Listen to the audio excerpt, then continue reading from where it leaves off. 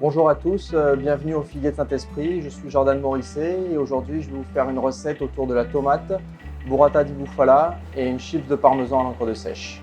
Pour la recette, nous aurons besoin de tomates à l'ancienne de couleur, une burrata di bufala, un petit peu de ciboulette, de l'encre de sèche, du parmesan râpé, de la fleur de sel, du poivre et de l'huile d'olive.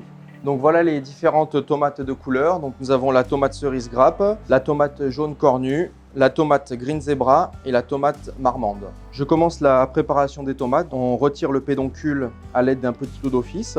Donc nous allons découper nos tomates en petits cubes pour réaliser le tartare de tomates.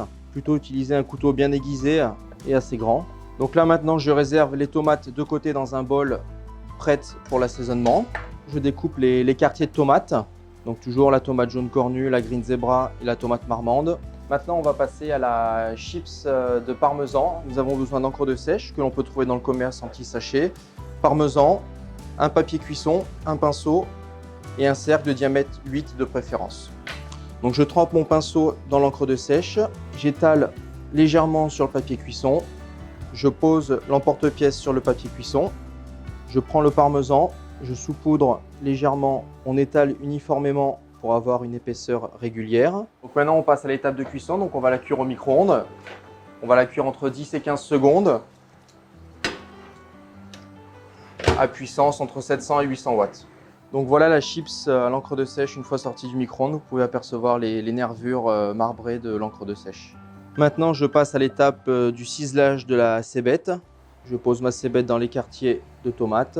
Je passe maintenant au ciselage de la ciboulette pour agrémenter le tartare de tomates ainsi que les quartiers. On ajoute la ciboulette dans les quartiers de tomates ainsi que dans le tartare de tomates. Donc maintenant nous allons passer à l'étape finale, l'assaisonnement des tomates. J'assaisonne la tomate avec l'huile d'olive du domaine Les Satigny.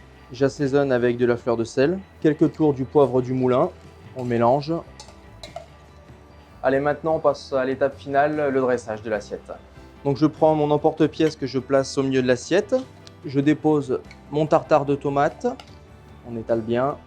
On laisse un petit trou au milieu pour pouvoir y déposer la burrata. Je prends mes quartiers de tomates assaisonnés qu'on va placer joliment autour de l'assiette.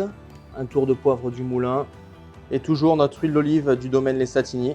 Je prends ma burrata déjà assaisonnée que je place sur mon tartare de tomates.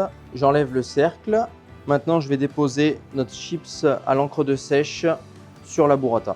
Dans le commerce, vous pouvez trouver des fleurs comestibles. Donc là, on a des fleurs d'ail, des pousses vénécresses qu'on va joliment placer sur nos tomates pour donner un aspect décoratif à notre assiette.